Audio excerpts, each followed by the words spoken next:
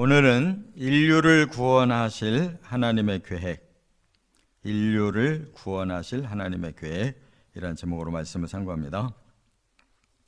오늘 이 108편의 특징은 이미 이 앞에 있는 시편의 두 개의 시편을 합한 거예요. 이 저자는 지금 다윗입니다.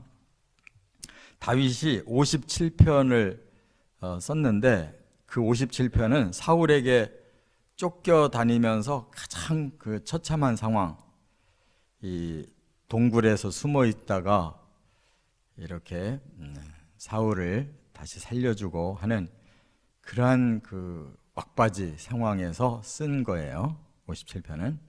그 다음에 60편이 또 여기 들어있는데 이 60편은 이제 왕이 된 후에 이제 주변 국들과 전쟁을 벌이고 있는데 특별히 에돔과의 전쟁에서 크게 승리를 한 후에 이제 시편을 썼어요. 그런데 그때는 단순히 자기의 어려운 상황을 에서 깨달은 것을 썼고 또 전쟁에서 승리한 것을 쓴 것으로 끝난 줄 알았는데 다윗이 여기 108편을 두 시편을 이렇게 다시 이 안으로 집어넣어서 더 새롭게 하나님 앞에 받은 계시를 말하자면 발표한 거예요. 그러니까 다윗의 그 영성이 점점 깊어지고 있는 걸 알 수가 있어요. 자기가 과거에 썼던 그 내용이 그냥 단순히 자기 생각이 아니었던 거예요. 하나님이 이미 뭔가를 주신 거를 뒤늦게 깨달은 거예요. 두 가지 시편을. 그래서 새로 그걸 정리한 거예요. 하나님이 주신 새로운 영감으로. 그랬더니 하나님은 이런 나의 상황이나 이스라엘의 상황에 그치는 하나님이 아니구나. 결국 하나님은 메시아를 이 땅에 보내셔서 인류를 구원하시려고 하는 말씀이었구나. 그래서 메시아의 그 시련도 또 바로 자기가 용맹하게 나가서 싸웠던 그 모든 상황도 다 하나님이 예표로 쓰시는 거구나. 다윗의 시련도 메시아의 시련으로, 다윗의 승리도 메시아의 승리로 이렇게 다 사용하시는 것이구나. 결국 우리 사람은 구원을 하는데 아무 소용이 없는 존재고 오직 하나님이 보내시는 메시아밖에는 구원자가 없구나. 이런 결론을 딱 얻은 거예요.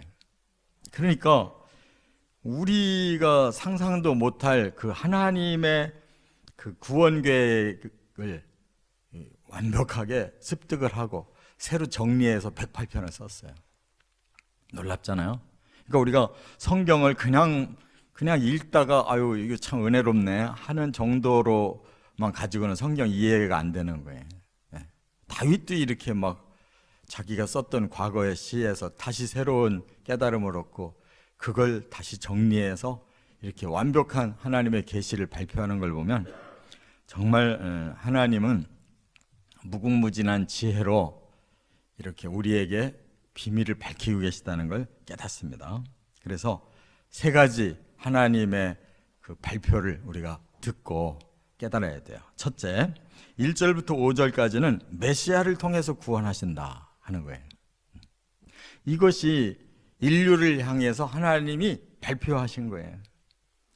메시아를 보내서 인류를 구원하겠다. 이게 하나님의 계획이라는 말이에요. 첫째가.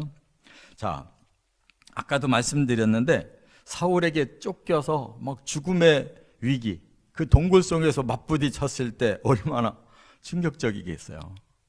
그런 상황에서 그가 나중에 깨닫고 이건 하나님이 하시는 일이구나. 하나님이 구원자를 보내셔서 나를 살리시는 거구나. 이렇게 깨달은 거예요. 그리고 그 영감을 가지고 이렇게 선포를 해요. 1절에 하나님이여 내 마음을 정하여 싸우니 내가 노래하며 나의 마음을 다하여 찬양하리로다. 그러면 죽음에서 살아난 사람이 뭐가 지금 뭐 대단한 게 있다고 내가 마음을 정했습니다. 이게 무슨 뜻이겠느냐고요. 이것은 바로 그가 죽을 뻔했다가 살아난 상황에서 이것은 내 개인의 죽음과 삶이 아니구나. 이게 바로 하나님이 하시는 구원의 원리구나. 하나님은 이 땅에 메시아를 보내셔서 바로 그의 죽으심과 그의 다시 사심을 통한 구원의 원리로 우리를 구원하시는구나 하는 걸 깨달은 거예요. 그러니까 우리가 어떤 시련을 당할 때 이 내 개인의 시련으로 끝나면 안 된다. 거기서 주시는 하나님 메시지를 들어야 돼요. 그래서 자신의 마음을 정하여 싸우니, 이 말은 바로 하나님께서 하나님의 마음에 정하신 바 구원의 메시아를 보내신다 하는 걸 깨닫고 그가 이렇게 선포하는 거예요. 그래서 2절에는 새벽에 비파와 수금을 치겠대요. 다른 사람들 다 곤히 자고 있는데 이 다윗은 지금 깨어나서 이 놀라운 하나님의 이 확정을 깨닫고 하나님을 찬양하는 거예요. 새벽에 하나님을 찬양하고 있어요. 막 영적 흥분이 고조된 거예요. 3절에는 자기가 일개 작은 자임에도 불구하고 뭐라고 고백을 하냐면 만민 중에서 주께 감사하고 문나라 중에서 주를 찬양하겠습니다. 이렇게 말을 해요. 아니 자기가 이제 겨우 그 사울에게 쫓겨서 죽음에서 살아난 사람인데 그 하나님이 다시 살려주신 것을 만민 중에 감사하고 문나라 중에서 찬양하겠다는 말은 다윗의 개인 문제가 아니잖아요. 개인이 어떻게 자기 죽다 살아난 거를 만민 중에서 감사하고 문나라 앞에서 찬양할 수가 있어요. 이건 바로 하나님이 계시하신 메시아를 봤다는 뜻이에요. 메시아가 이렇게 죽음과 다시 사심을 통해서 이렇게 인류를 위해 구원을 모든 사람에게 구원을 주신 일을 깨달은 다윗이 만민 중에 하나님께 감사드리고 모든 나라에서 정말 하나님을 찬송할 수밖에 없는 이 놀라운 구원자를 보내주셨습니다. 그 말이에요. 그래서 4절에 하나님을 어느 정도로 높이냐면 주님은 인자하심이 하늘보다 높으십니다. 인자가 뭐예요? 헤세드. 예수님의 십자가는 헤세드로 인해서 이루어진 거예요. 인자 때문에. 사람을 긍휼히 여기고 사랑하신 그 사랑이 하늘보다도 높아서 우리를 위해 십자가 져주셨다는 거예요. 깨달으시 바랍니다. 타이 개인의 차원에서 이건 완전히 하나님의 차원으로 넘어간 시를 쓰고 있는 거예요. 그는 그거를 과거에는 몰랐던 거예요. 하나님이 나를 이렇게 살리시는구나 이렇게만 생각했는데 이게 개인의 생사가 아니라는 거예요. 그렇기 때문에 다윗의 생애는 메시아의 생애의 예표예요. 이 정도로 다윗은 깊은 영성이 생긴 거예요. 또 뭐라고 그랬어요? 주의 진실은 궁창에까지 일어나이다 그랬어요. 주의 진실이라는 말이 에메트, 진리라는 뜻이에요. 하나님의 긍휼의 사랑, 하늘보다 높고 하나님의 진리, 궁창 안에 다 퍼져 있습니다. 이게 바로 십자가와 부활의 원리인 거예요. 우리를 위해 대신 죽어주시고 우리를 위해 말씀이 육신이 되어서 온 세계의 영혼들을 품으셨기 때문에 우리가 구원받은 거예요. 그래서 다윗의 이런 고백적인 단어, 내 마음이 확정됐습니다. 저는 새벽에 일어나 이 하나님을 찬양하겠습니다. 하나님의 인자 하늘보다 높고 하나님의 진리 궁창 안에 가득합니다. 이 하늘 안에 가득합니다. 이런 고백을 어떻게 할 수가 있냐고요. 그만큼 하나님의 그 깊은 영의 세계로 들어가서 하나님 계획을 아는 거예요. 그래서 이제 5절에 하나님이여 주는 하늘 위에 높이 들리시며 주의 영광이 온 땅에서 높임 받으시기를 원하나이다. 하나님만 높임 받으셔야 된다는 거예요. 하나님의 그 놀라우신 계획을 우리가 다 받는 자이기 때문에 이제 모든 구원받을 사람들은 다 하나님을 높이고 또 이 땅의 모든 영혼들은 다 하나님 찬양해야 된다는 거예요. 할렐루야. 그 중에 다 저와 여러분들이 거기에 해당되는 사람들인데 이 다윗만큼 영감은 없어도 우리도 이런 감사는 할 수 있어야 되잖냐 말이에요. 이 신약 시대는 그야말로 완전히 예수님이 오셔서 이 구원의 현장에서 우리를 위해 모든 걸 다 이루어 주셨는데 그걸 깨달은 우리보다도 다윗이 더 영감이 풍성해. 구약 시대에 미래에 있을 일을 깨달은 다윗이 더 영감이 풍성하다고. 두 번째, 6절부터 10절까지는 두 번째 깨달은 건 뭐냐? 선민을 통해 구원의 예표를 보여주신다는 거예요. 다윗은 이제 왕이 됐어요. 그래서 자신이 주변 나라와 전쟁을 할 때마다 승리를 거두고 있어요.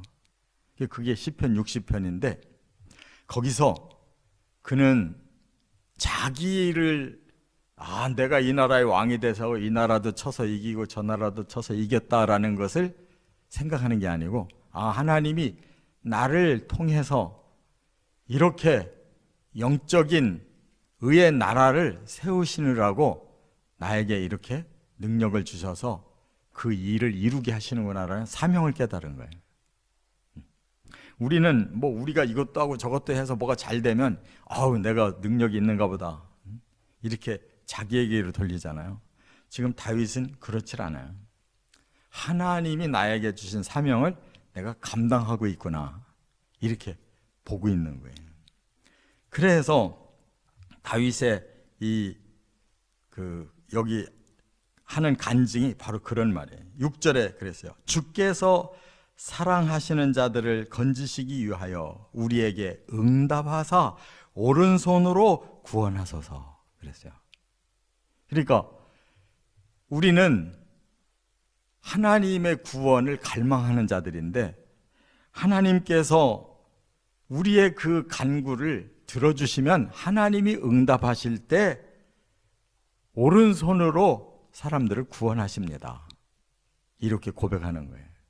자기가 왕이고 전쟁에 나가서 승리를 거둔 사람인데도 불구하고 자기가 이렇게 하는 게 아니라는 거예요. 하나님이 주시는 그 은혜로 이렇게 오른손으로 구원을 하신다는 거예요. 우리의 간구에 응답을 하셔서 구원하신다는 거예요. 이게 바로 다윗의 사명감이었어요. 그래서 하나님이 그 적들을 쳐서 이기게 하시고 이 나라를 하나님의 나라로, 의로운 나라로 만드시려고 하는 거구나 하고 이렇게 겸손하게 하나님 앞에 고백하는 거예요. 7절에서는 이렇게 말해요. 하늘 성소에서 하나님이 말씀하셨는데 뭐라고? 이 땅에 세겜과 숫꽃 골짜기를 주신다 이렇게 말씀하셨다는 거예요. 이것이 비밀 언어예요. 아니 이스라엘 땅에 세겜밖에 없어요? 숫꽃 골짜기밖에 없나요? 근데 이 세겜 하면은 굉장히 뜻이 있는 도시 이름이에요. 여기가 바로 아브라함을 내가 지시할 땅으로 가라 해서 가나안 땅으로 와서 가나안 땅 중심에 세겜이라는 곳에 머물러서 처음으로 아브라함이 하나님 앞에 제단을 쌓아요. 가나안 땅에 도착한 제단을 처음 쌓은 곳이 바로 세겜이에요. 그런데 하나님이 그 뒤에 아브라함의 자손 이삭, 이삭의 자손 야곱, 야곱의 자손 유다, 유다의 자손 다윗을 통해 그 세겜과 그 숫곳을 정복하게 하셨다 이런 뜻이에요. 그 말은 하나님께서 성소에서 말씀하셨다는 거예요. 하늘 성소에서. 바로 너희에게 준 이 땅, 바로 나의 의로운 나라다. 아브라함에게 약속했던 거, 그 자손을 통해 바로 내가 너희에게 주는 것이다. 그렇다면 다윗이 이룬 것이냐? 아니에요. 다윗은 예표로서 이룬 거예요. 그러면 실제로 이룰 분은 누구냐? 바로 예수 그리스도. 메시아가 이렇게 하나님의 의의 나라를 다 건설하실 것이라는 고백인 것이다, 그 말이에요. 할렐루야. 그래서 8절에 보면 이제 더 나가서 하나님이 어디까지 주신다고 했느냐? 길르앗이 내 것이요, 므낫세도 내 것이며, 에브라임은 내 머리의 투구요, 유다는 나의 귀이다. 이렇게 말씀했는데, 이게 가나안 땅 전체를 어우르는 말이에요. 길르앗은 요단강 동편을 이미 정복했죠. 므낫세 반지파가 요단강 동편을 정복했는데 그 땅을 일컬어서 길르앗이라고 그러는 거예요. 내가 이미 요단강 동편부터 너희들에게 줬다. 그 다음에 요단강 서편에서는 가장 큰 땅을, 북쪽의 가장 큰 땅을 므낫세에게 줬다. 그 다음에 에브라임에게는 내가 투구를 줬다. 이 투구라는 말이 뭐예요? 가장 중심부라는 얘기예요. 에브라임 땅이. 그래서 최초에 바로 사사들이 그 땅에서 사사들이 일어나서 성소를 지킨 거예요. 그 다음에 유다는 나의 귀이다. 유다야말로 내가 구원의 이 지팡이를 준 자들이다, 그 말이에요. 그러니까 결과적으로는 메시아가 그 규를 가지고 이루실 하나님의 의의 나라를 이렇게 세우신다라는 뜻이다, 그 말이에요. 그래서 하나님은 다윗을 통해서 그렇게 나라를 건설해 가시면서도 다윗이 주인공이 아니라는 거예요. 하나님이 보내실 메시아가 그 의의 나라를 세울 주인공이다, 그 말이에요. 그래서 9절부터는 또 이스라엘을 대적한 자들에게 어떤 심판을 내릴 건가를 말씀했어요. 9절에 모압은 내 목욕통이라 그랬어요. 모압이라는 나라는 아브라함의 조카 롯의 후손들이에요. 모압은. 그런데 내 목욕통이다 그랬어요. 이거는 뭐예요? 비하하는 말이죠. 그들은 아브라함과 같이 가나안 땅에 왔던 롯의 자손이지만 롯 때부터 아브라함 떠났어요. 그래서 소돔과 고모라 성에서 죽다가 살아났어요. 아브라함 때문에 그래도 살린 거죠. 그러나 그 후에 그 자손들은 점점 하나님을 멀리 떠나버렸어요.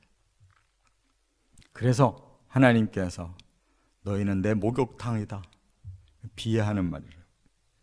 또 에돔에는 내 신발을 던질 것이다. 그러니까 신발장이 된다는 거예요. 에돔은 누구냐?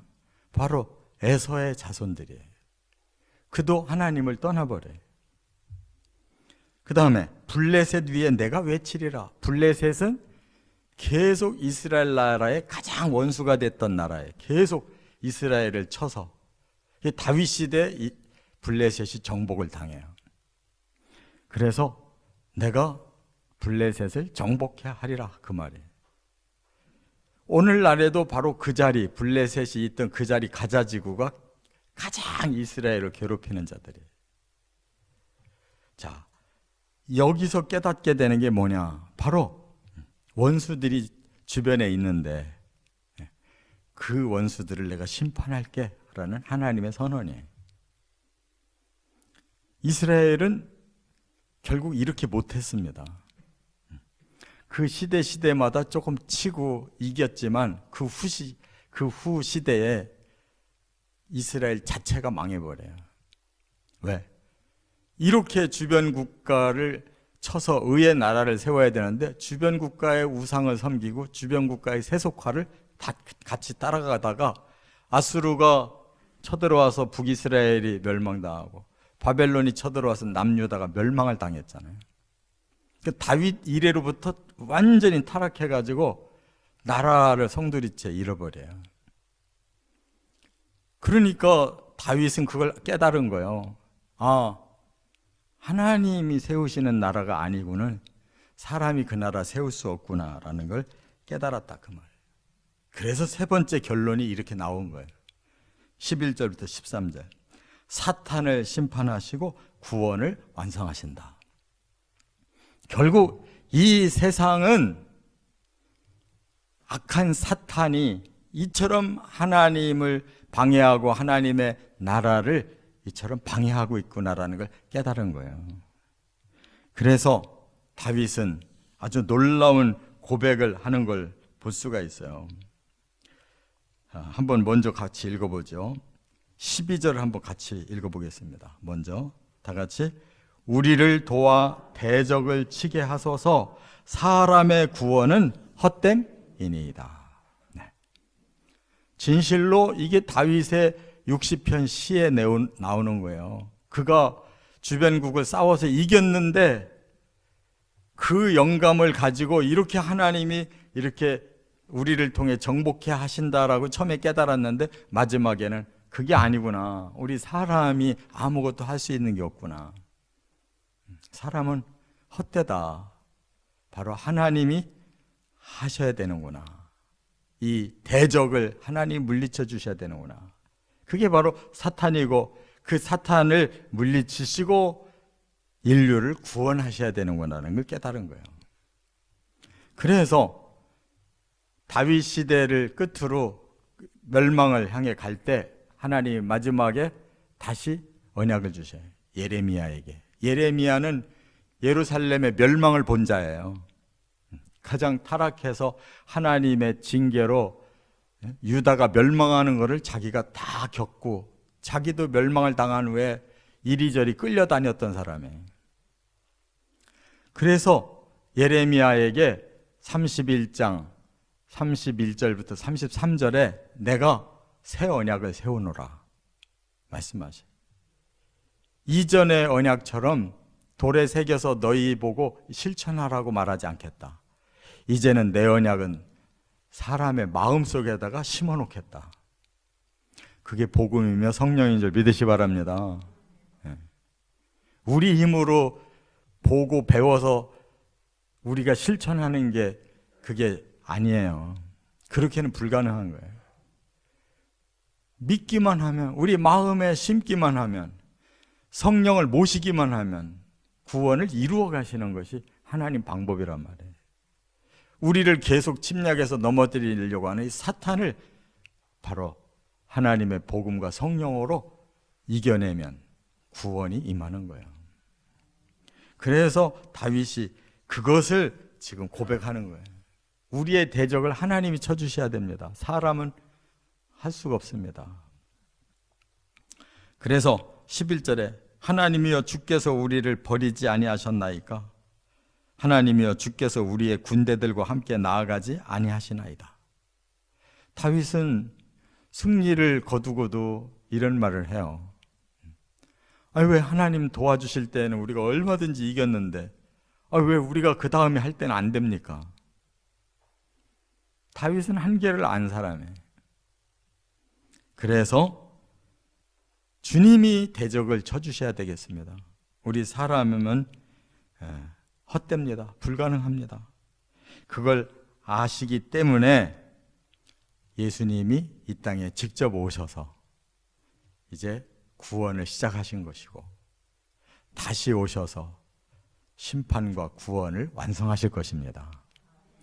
우리는 바로 예수님이 재림하실 때에 여기 말씀대로 그가 대적을 밟을 거라고 그랬는데 정말 예수님은 그 언약이 이미 창세기 3장 15절에 언약이 되어 있어요. 뭐라고 거기 되어 있느냐? 내가 너로 여자와 원수가 되게 하고 네 후손도 여자의 후손과 원수가 되게 하리니 여자의 후손은 네 머리를 상하게 할 것이요 너는 그의 발꿈치를 상하게 할 것이니라. 이게 뱀에게 한 말이거든요. 근데 뱀이 아니에요. 계시록에 보면 옛뱀이라고 말씀을 다시 하시면서 그가 곧 용이고 그가 곧 마귀고 그가 곧 사탄이다. 계시록 20장에 그렇게 말씀했어요. 그러니까 창세기 3장 15절에 그 옛뱀이 바로 누구를 얘기한 거냐면 계시록에 나오는 용을 얘기한 거고, 그가 바로 마귀고 그가 바로 사탄이라는 거예요. 그를 이제 여자의 후손이신 메시아가 그 머리를 밟아서 심판하시고 멸하실 거라는 거예요. 그걸 드디어 예수님이 계시록 20장에 오셔서 2절에 옛 뱀, 용, 마귀, 사탄을 무저갱에 집어넣을 것이다 라고 말씀하고, 그 뒤에 10절에는 다시 그 마귀를 불못에 던지실 것이라고 다시 말씀하신 대로 심판을 하고, 사탄을 심판하고 그 악한 대적을 심판하고, 그리고 21장 22장에서 구원을 완성시켜 인류를 그 성으로 불러들이시는 거예요. 그래서 다윗은 그런 영감을 가지고 전쟁에 가장 용감한 그러한 왕이며 그 군대의 장이었지만, 그는 싸우다가 깨달은 거예요. 하나님이 우리에게 힘 안 주시면 못하고, 우리는 사실상 대적을 이길 수가 없습니다. 하나님이 쳐주셔야 됩니다 라고 그 메시아의 그 마지막 사역을 지금 예언하고 있는 거예요. 11절부터 13절에.